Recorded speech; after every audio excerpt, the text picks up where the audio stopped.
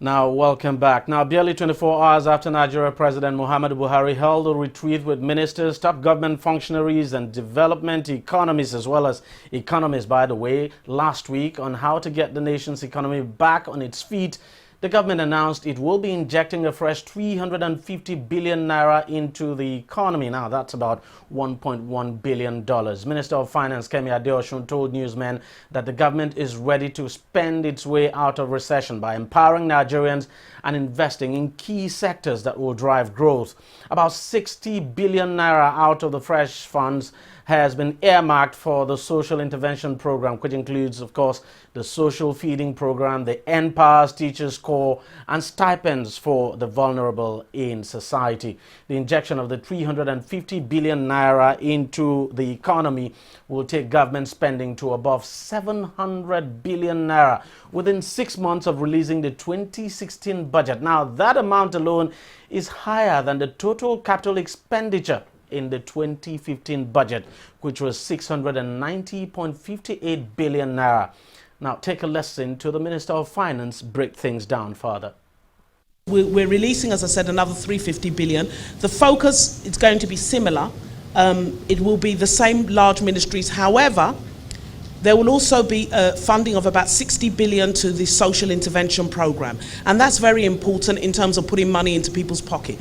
Those are the programs that will release cash back, the 5,000 naira to some of the most poor and vulnerable, the homeschool feeding program, which is very, very important. That will also generate some economic activity in a lot of our local governments, with women and maybe even men cooking for the children. And then the NPower, which is the teacher corps, that's the graduates that will be going into the primary schools as teaching assistants. So they'll begin to get salaries, or stipends I think they're called, from the end of the month. So we've cashed back those programs as well as part of, or we'll be cash backing those programs today as part of the 350 billion naira additional release, which will take our total capital spend over 700 billion. We are raising money. As you know, the Eurobond capital raise is on. We're about to appoint our advisors, so we'll be raising an additional $1 billion. 2 weeks ago, we approved the external borrowing plan. That was very important because if you remember, when we said we would borrow, we said we would borrow the cheapest money first. We have approvals in that plan from the World Bank, from ADB, from JICA, with interest rates as low as 1.5% and tenures as long as 40 years to intervene in some specific areas, which include agriculture, education, health, rebuilding of the Northeast, and there are a lot of, and of course the railway projects that are very key to what we're doing. Now, there's no question at all that the government's commitment and determination to get the economy back on track again, it's clear, I mean, quite clear. Now, just how quickly things can turn around for this economy is left to be seen. We just wait and see what happens. But let's take a listen again to the minister, still speaking further on what Nigerians should expect to see in the coming days and weeks. I want to just re-emphasize that we have a strategic plan that will take us out of the recession that we found ourselves in. We want to make sure this recession is as short as possible. We don't want a prolonged recession. From what we're looking at, we don't think it will be a prolonged recession. We think that some of the initiatives that we have been working on will now begin to bear fruit. And what are those initiatives? I've talked about the investment already, but there are also initiatives which I've shared with those of you who come to the FAC meeting around getting out of cash calls. That's very, very fundamental to the economy. And let me give you the impact of that. This month, for example, in fact, we only got 41 billion from oil. They had to use 110 billion to fund cash calls. If we had that money, we could have pumped that money out into the economy. We are working with the Ministry of Petroleum Resources and NNPC to get out of the cash calls. That's the long-term plan, to allow those joint ventures to borrow money that they need rather than taking money from the Federation account. And that will improve the money in circulation. We've also done a lot of work with the subnational governments, that's the state governments, around the budget support plan. As you know, many of them had not been paying salaries for months. We've now been able to support them with additional money every month in the FAC account, and many of them have now resumed paying salaries. We are monitoring because one of the conditions of the loan, the facility was conditional, was that they meet certain conditions, and we're now sending the monitoring and evaluation out to go and check that they're actually doing what they agreed and undertook to do. But we are pleased to report that many more, and we do monitor through the unions, are paying salaries, and that's also going to have a huge effect on demand and help to get the economy moving. So in a nutshell, that's it. We are on course. We're confident that the plan we've put together will work, and it's a long-term plan that will reposition the economy and make sure that we don't go into these boom and bust cycles that are driven by the oil price. The economy has to be more resilient than that so that we don't find ourselves back where we are. Well, joining me to discuss this further is Dr. Segun Mishakin, who is an economist. Thank you very much for coming on the program. There's no question at all that this government is following the time-tested and traditional trend that the best way to get out of a recession is to spend.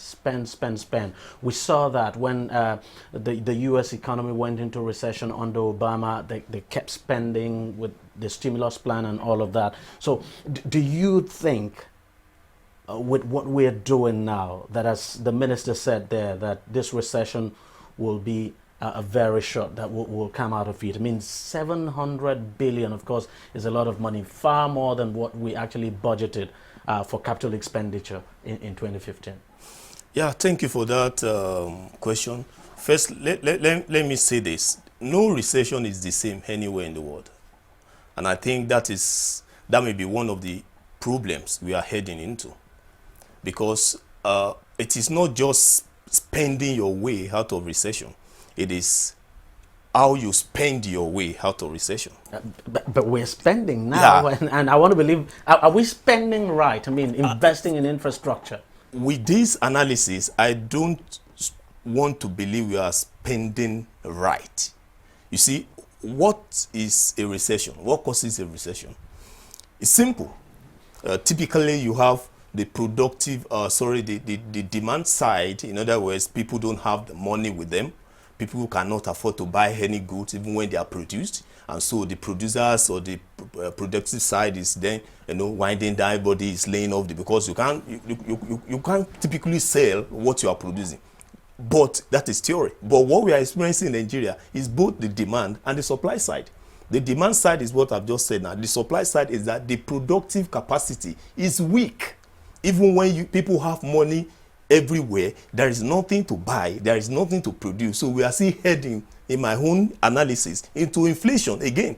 So what the government should do is not just spending. Okay. It is spending on investment goods. When you look at the basic factors that drive income. And what would this investment goods look at the supply side. Look at the But those infrastructure are very critical too. Yeah. I mean, they need to be fixed. Yeah. Look at some of the policy environment, regulatory environment around this producer. Look at the manufacturing sector. Look at different agriculture. This is not all about spending. It's good we have to spend on the other side, but you need to look critically at this side. The government is spending on agriculture. There's no question about that. Yeah, of course, the government is spending, but the way the government is putting it out may appear as if, oh, thank God everybody is having money now, so we're going to get out. I don't want to believe that. Something else I have to ask you is this. Why is it, you're an economist, and I want you to clarify this. Why is it that there's usually no correlation, so to speak, in most cases, between what economists say and what is actually the reality? For instance, some people will tell you that, look, recession did not begin today in Nigeria. That for them, for a very long time, they had no jobs. Things were difficult. So it's not as if recession is just beginning today, and that all this talk about, double quarter, negative growth just does not make sense at all, because you still can't see, even when things were seemingly okay on paper, we were having economic growth, the standard of living was still very bad. People were still suffering. Yeah, and that is why you must also know that there is a difference between recession and suffering. Yeah, See, there are countries that are not doing as we are doing, even with this recession. Even though they have positive growth, they are not doing, in fact, they are worse off. But they cannot say they are in recession. Recession means, in a theoretical sense of it, that you are producing, that is your GDP. You are producing your income. Recession means you are not just stopping to produce, but your production capacity is being eroded. And what it's been eroded, it means that over time, you will have been seeing the signals. That's what people are talking about. We're already in recession. Everybody is suffering. Of course, yes. Yeah, because, but this makes anyway. the suffering to be worse. This situation makes it to be worse. You know, people will always be suffering everywhere in the world. Of course, the poverty level is there. You can see a country doing fine in terms of growth, and the poverty level is increasing. Exactly. So how do you explain that? Yeah, that's a contradiction. Yeah, that's now brings to the issue of inclusive growth. Then you can say, how do we bring in that sector of the economy that seems to be neglected? How do we improve on formalizing our informal sectors? How do we improve on social interventions and the rest? But you are growing, so you have the strength to do that. But in this case, poverty level is increasing. You are also not growing. So you are in a double, a problem. Now, quite critical, and the minister made that quite clear, that the federal government intends to assist states to pay, and there's no question at all that the inability of states to actually pay salaries and to actually deliver because of this lack of funds has also compounded problems. I don't know if you share that view, that if the states begin to get more money to spend, they're able to pay salaries, they're able to begin to carry out infrastructural projects, so to speak, they're able to spend, that then things can quickly pick up and not just the country completely reliant on federal spending. Yeah, if you look at the states, the way we run our states here, we run states highly politically. In other words, you don't plan of how to generate money. Everybody goes to Abuja, collect money, spend it. Now, this is the reality time. The Father Christmas is gone. You cannot go to Abuja and collect any money. So the states should, in their own responsibility, see to the sustainability of theirs. I don't want to believe this is sustainable. How can the federal government be paying states money?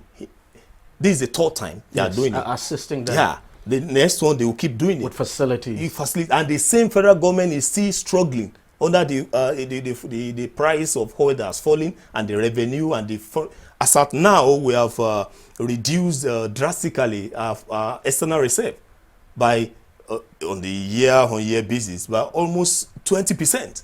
That is a bad signal for us that the federal government cannot continue to sustain states. Let states look inward.